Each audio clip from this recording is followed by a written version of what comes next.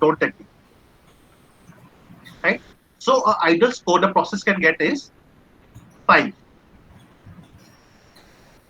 Okay, a not so ideal score a process can get is about 10, and any score about above 10 is a disqualifying score, right? The way this works is, let us say a process is highly manual. So score of 1 means yes, I fully agree with it. It is totally manual process. Next question for this process is it rule based? Now I am going with score of 2 because I will say, look, 80% of the time they are rule, but there are 20% situation where subjectivity is required, or a human have to make a decision. So partially agree. And if I get a score of 3 in any of this criteria, this has to be done like a disqualified. Okay. So I will. What I have to do is I have to then re-engineer the process, so that score comes to either 1 or 2. Right now, if things are not in electronic format, they are handwritten. Then I have to add extra step. Maybe that is OCR technology that changes text pictures into text, but I have to somehow make it either 2 or 1. Inputs are standard, low exception rates are there. So maybe my exception rates are not very low, but they are still manageable. Fine, right? So now I'm getting, like, for example, here a score of 9, right? So what this tells me is, even though there is one thing here, still if it can be fixed, let us say, then I can still automate a process,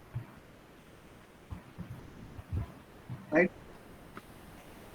What if I get a score of 13 like this? Highly manual. No, process is not manual. Process is not at all rule based.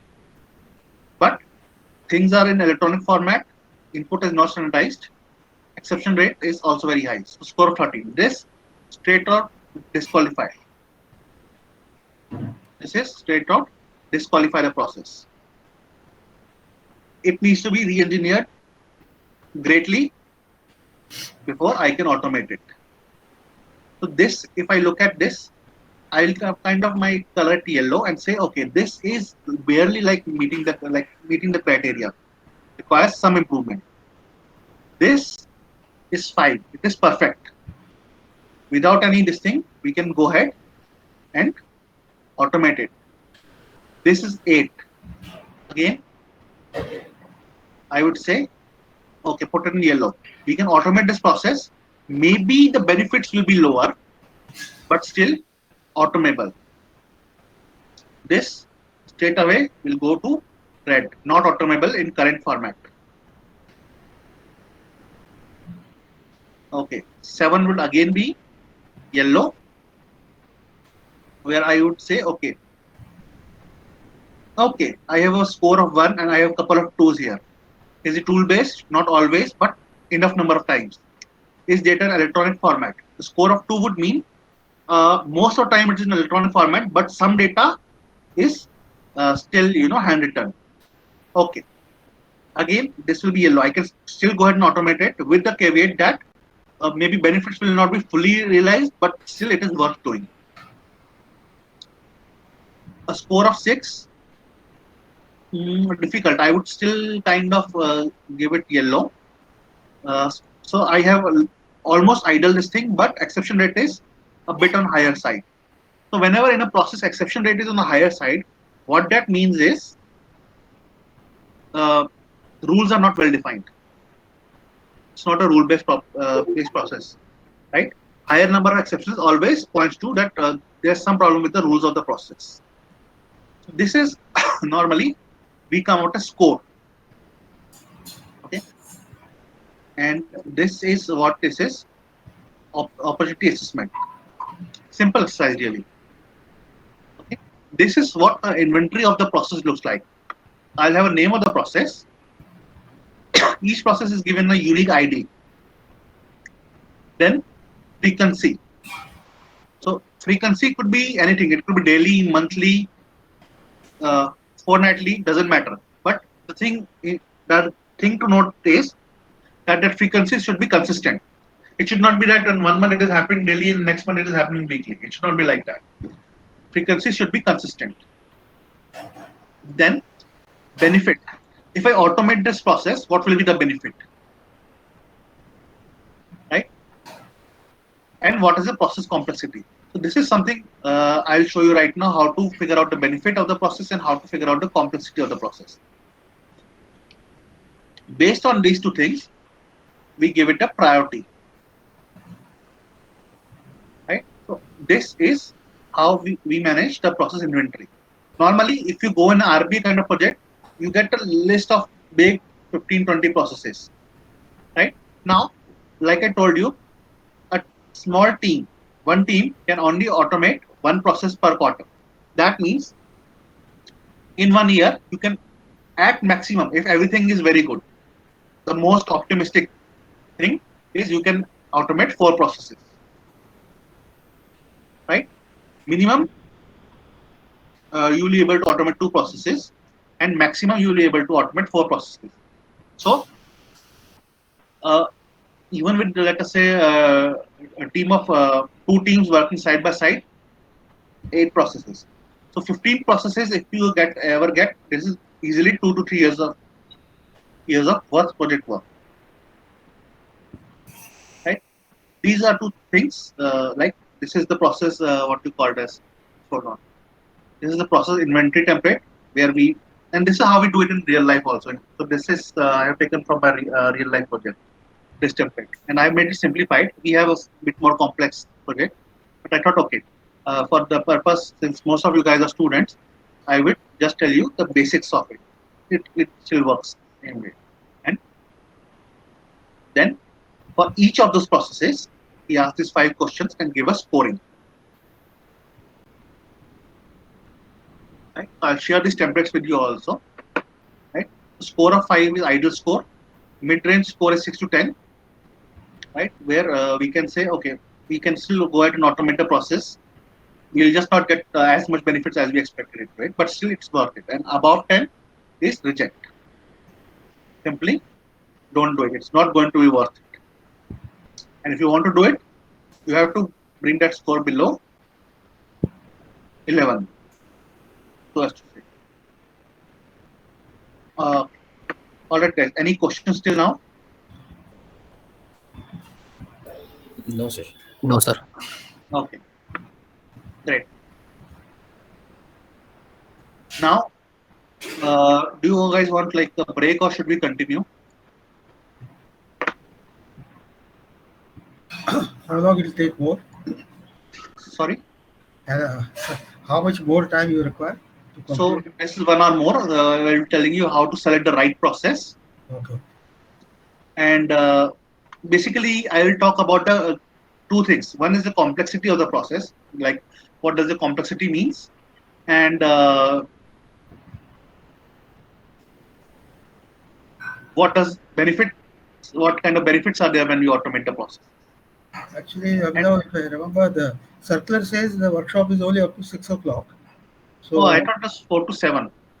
Gayatri, Yes, sir. it is 4 to 6 or 4 to 7? 4 to 7, sir. 4 to 7. Right. Okay, no problem. Well, we can go ahead. We can take a 5 minute Okay, break and continue. all right. So let's do one thing. Like let's. I'll try to finish if possible. In a shorter time of time. Right. Okay. Now,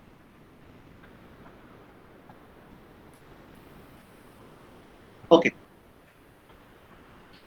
A question to my audience. We use this term in our everyday life also. Complexity or something is very complex. Okay. Uh, for me, please put in chat window. What do you mean by complexity?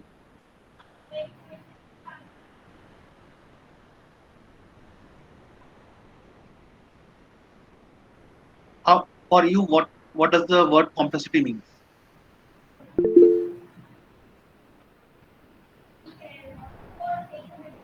Cannot simultaneously just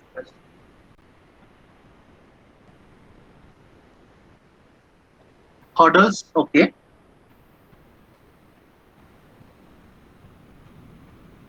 Problems,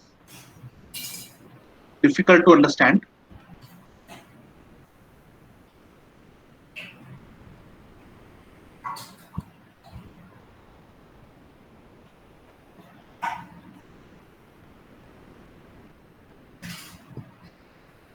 When things become critical, okay.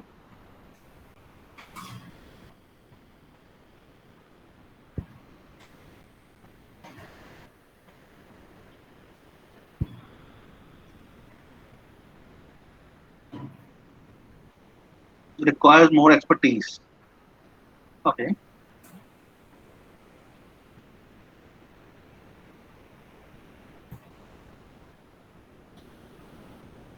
Okay.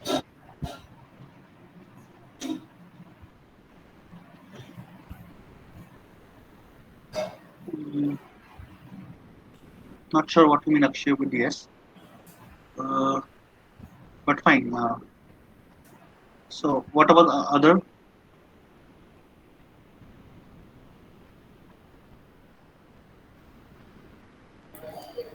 That's it, sir. I think. That's it. Okay. Yeah. So, let me show you some two process diagrams. Okay.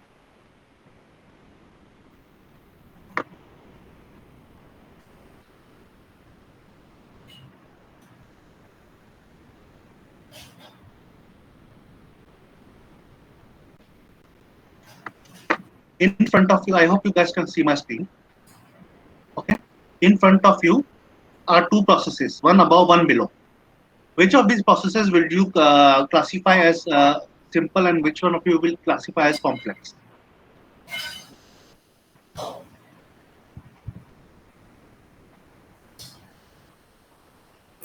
First one is simple, and the Okay. First one is is simple, complex. second is complex.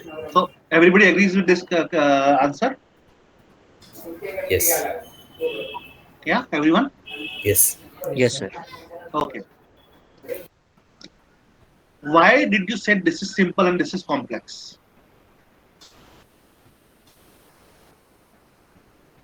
Sir, I think visual appeal of the first one is more on a easier side, and the second one is looking more complex. Right. I mean, you are right. First is simple, second is complex. But my question to you guys, and because I am trying to explain this term complexity to you, okay? And believe it or not, guys, complexity has a very simple definition, okay? Uh, and very beautiful definition. But I want you to realize what that that is a bit, right? So I am asking this question: why did you say this is first one is simple and second one is complex? I mean, both are very well laid out, right? In one glance, I can understand both the processes, Sir, in right? first image, in the very Mm-hmm. first half, we can see that the procedure or the process involved is simpler and easy to understand. However, in the second half, yeah, the process or the procedure involved is more tedious and it is more time consuming. Right, but how did you reach that? What indicates that? So it's observation says that. Okay. Is it Uh, because there are more number of steps in this bottom right. one? More number of steps. Sure. Uh, any other this thing?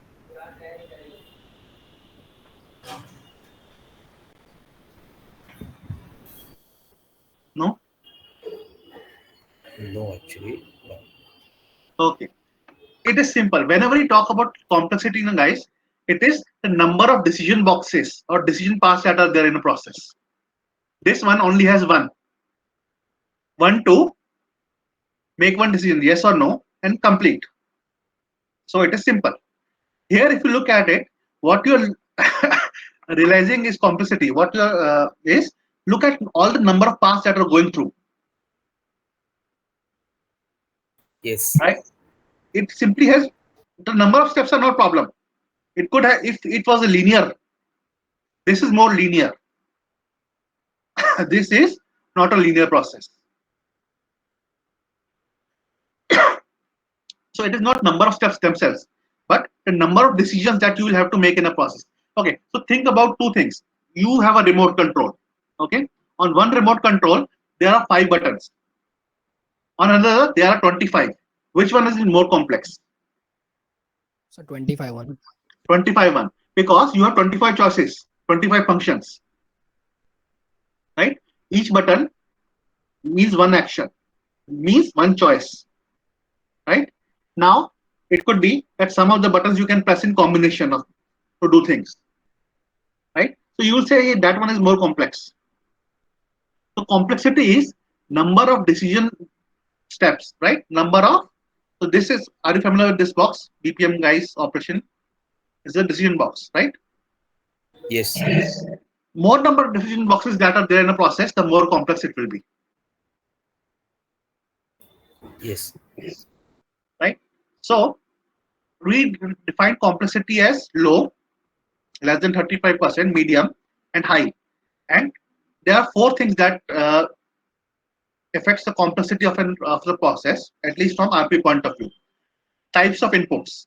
If there's only one input, one type of input to a process, simple. More than not types of input, it's a complicated, more complicated get. Number of applications involved, right? So if I have to do a process where there's only like one application, right? Simple. If I have to open 3-4 applications, things get complicated. Number of screens involved and number of decision boxes. These four things define the complexity in a process. So a low complexity from RP point of view is a project that can be easily done and requires small customization. Something that can be done in, let us say, 1 to 2 weeks of time. Hardly that ever happens. A medium one is project for us, right? That will take 3 to 4 weeks.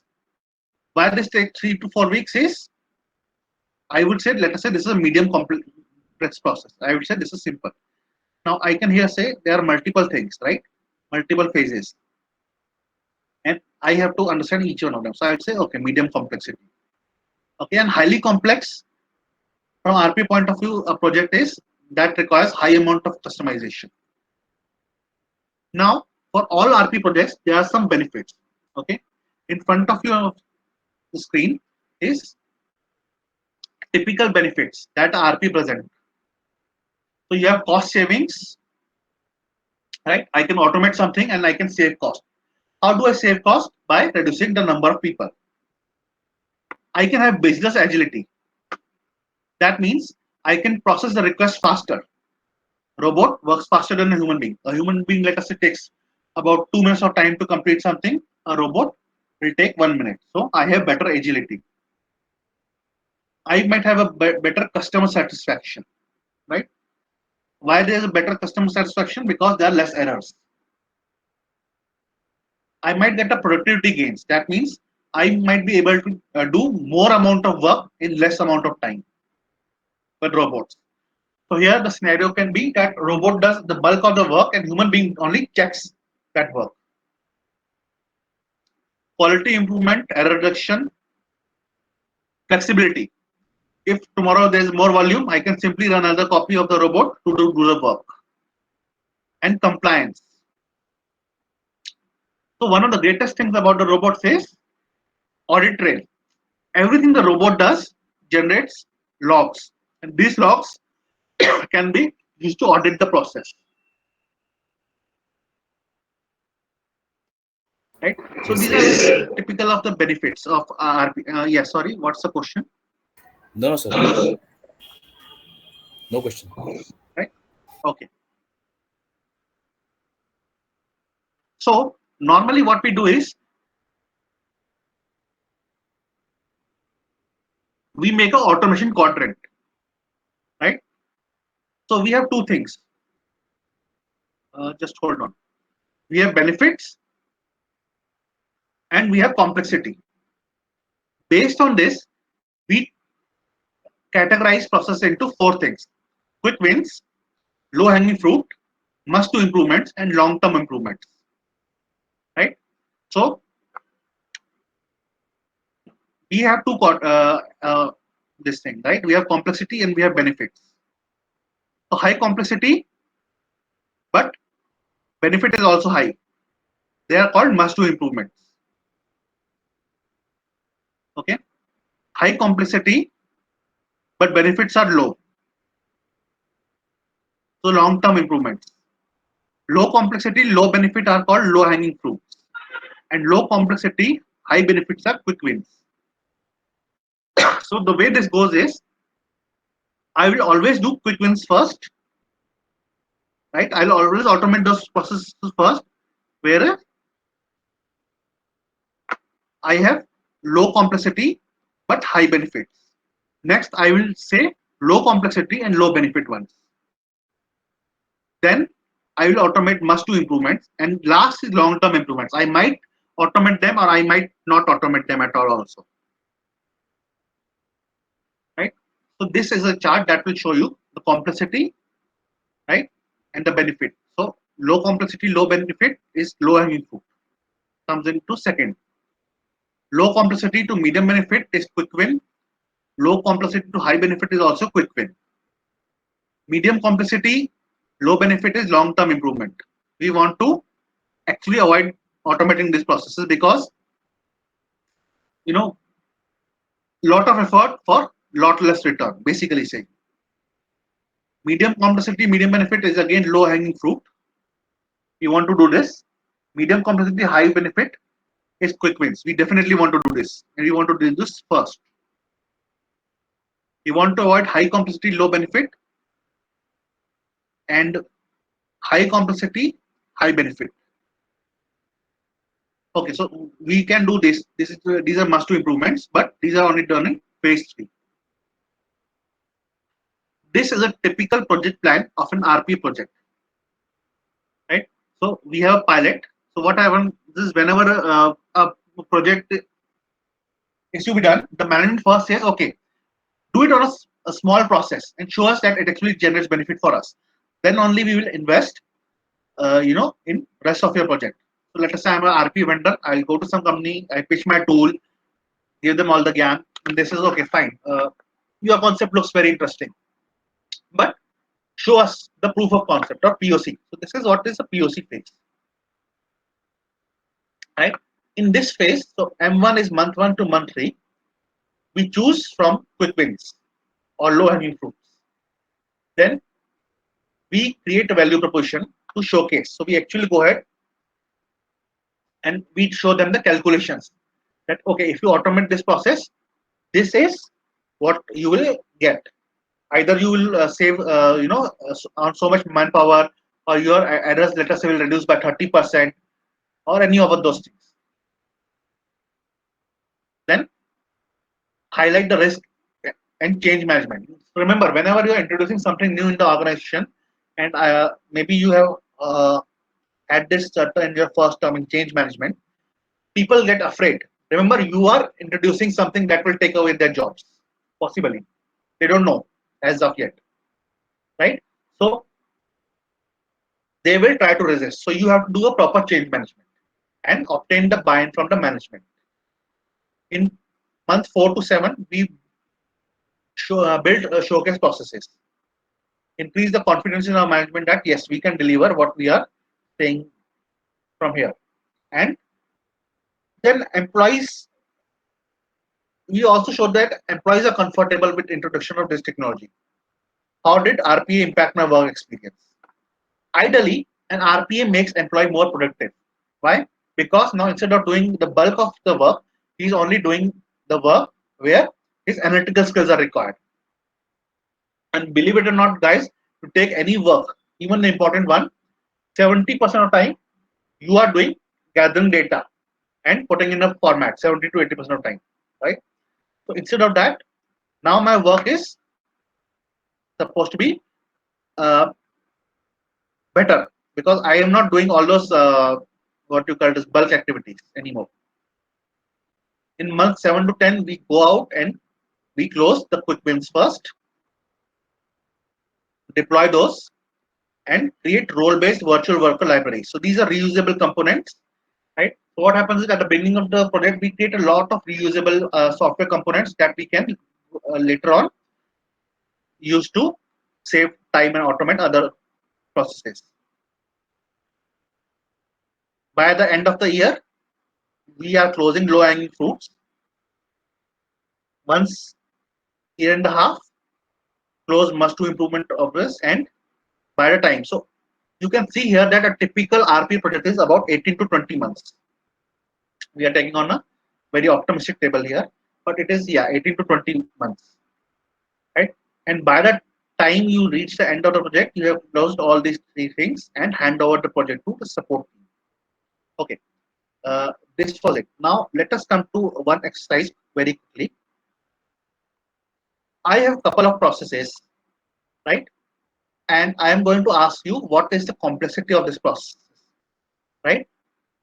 You can also see I have under each process I have given you some information. One FTE. FTE means full-time employees. That means currently this process is being done by one employee. And if you automate it, the business benefit is low. This is already given. So what you have to do is, based on this, tell me what is the complexity of this process. And then we will try to see in which automation quadrant this process will go. Okay, all right. For first process, let's call this P1. What will you rate this complexity? This has already been done, right? The complexity has been rated as